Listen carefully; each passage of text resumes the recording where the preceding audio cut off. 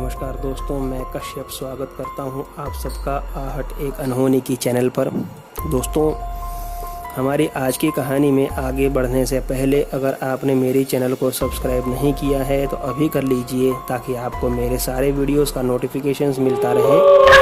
मैं सोमवार से शनिवार तक रोज़ ही वीडियोस पोस्ट करता हूं।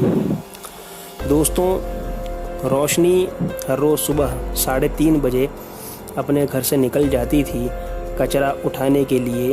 रोशनी एक कचरा उठाने वाली लड़की थी जो सवेरे के अंधेरे में ही प्लास्टिक और उसके काम का सामान कचरे के ढेर से निकालती और उसे बेचने के लिए बाज़ार में लेके जाती। ये उसका रोज़ का पार्ट टाइम काम था और दिन के समय में वह एक लेडीज़ टेलर के यहाँ गाज बटन का काम करती थी। ऐसे ही एक रात रोशनी अपने घर से कचरा उठाने के लिए निकली। कचरा उठाते उठाते उसे एक इत्र की यानी कि परफ्यूम की बोतल मिली जो कचरे के ढेर में पड़ी थी। दोस्तों, रोशनी ने वह परफ्यूम की बोतल उठाई और सूंघा तो उसमें से बहुत अच्छी खुशबू आई। वह खुशबू इतनी मनमोहक थी कि रोशनी ने तुरंत उसमें से परफ्यूम अपने कपड़ों पर छिड़क लिया। परफ्यूम छिड़कते ही खुशबू हर तरह फैल गई। रोशनी खुश हो गई कि पूरा दिन बदबू मारती रहती हूँ, कचरे की वजह से आज कितनी खुशबू आ रही है। तभी रोशनी को एक खूबसूरत लड़का दिखाई दिया जो रोशनी के सामने ही खड़ा हो गया और बोला कि रोशनी, तुम काफ़ी सुंदर हो। अचानक से किसी को अपने सामने यूं खड़ा देखकर और ऐसे शब्द जो उसने ज़िंदगी में कभी अपने बारे में नहीं सुने थे सुनकर रोशनी थोड़ा झिझक गई और बोला कि कौन हो तुम और मेरा नाम कैसे जानते हो। तब उस लड़के ने कहा कि मैं तुम्हारे बारे में सब कुछ जानता हूँ। तब रोशनी ने कहा कि ऐसे मेरे पीछे क्यों पड़े हो एक कचरे वाली के, और क्या जानते हो मेरे बारे में।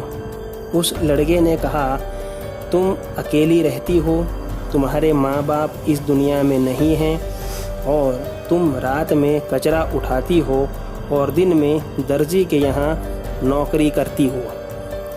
रोशनी अपने बारे में ये सारी बातें किसी लड़के के मुंह से सुनकर थोड़ा सहम गई और बोली कि तुमको क्या चाहिए। तब वह लड़का बोला कि तुमने बुलाया है ना, तुम बोलो तुम्हें क्या चाहिए।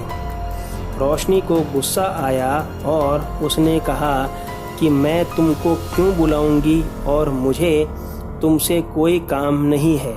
तब लड़के ने कहा कि मैं तुम्हें सच बताता हूँ, सुनो। मैं एक जिन्न हूँ और मुझे एक अघोरी ने इस बोतल में बंद कर दिया था।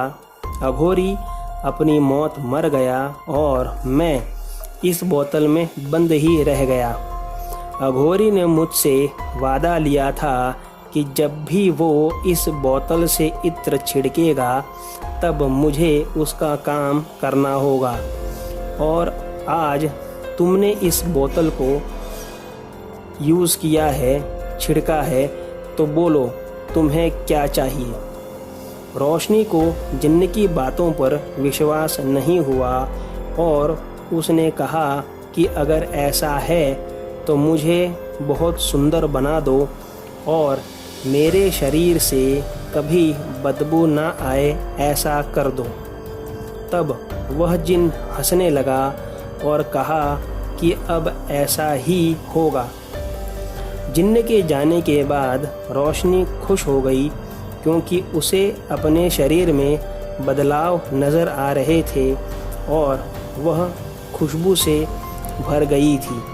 वह सीधा वहाँ से घर दौड़ी और अपने आप को आईने में खूबसूरत पाकर बहुत खुश हुई और उसने तुरंत सोचा कि अब मैं जिन्न से पैसा मांगती हूँ।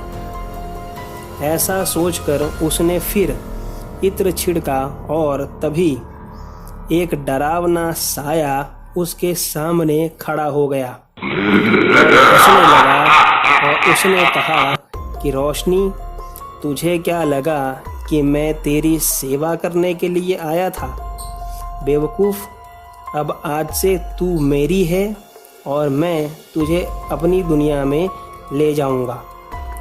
ऐसा सुनते ही रोशनी वहाँ से भागी और काशी ताई के घर में घुस गई और ज़ोर ज़ोर से रोने लगी और काशी ताई से सारी बात बताई। काशी ताई एक तांत्रिक थी और भूतों को वश में करना अच्छे से जानती थी। ताई जैसे ही रोशनी के घर जाने के लिए निकली, तभी वह जिन्न ताई के घर में आ गया और रोशनी को पकड़कर पटक दिया ज़ोर से और कहा कि तुझे अब मेरे हाथों से कोई नहीं बचा सकता। तभी ताई ने हनुमान जंजीरा पढ़कर जैसे ही उस जिन्न पर फेंका, वह ज़ोर से तड़प उठा और वहाँ से अचानक ही गायब हो गया।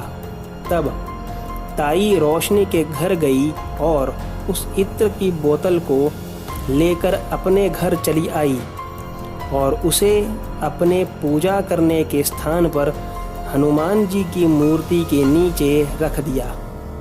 दोस्तों, कहते हैं कि रोशनी के उस दिन से उस जिन्न के साये से बच गई और उसी दिन के बाद से काशी ताई ने अपने तंत्र के कामों में काफ़ी तरक्की की और वह काफ़ी पैसे भी कमाई।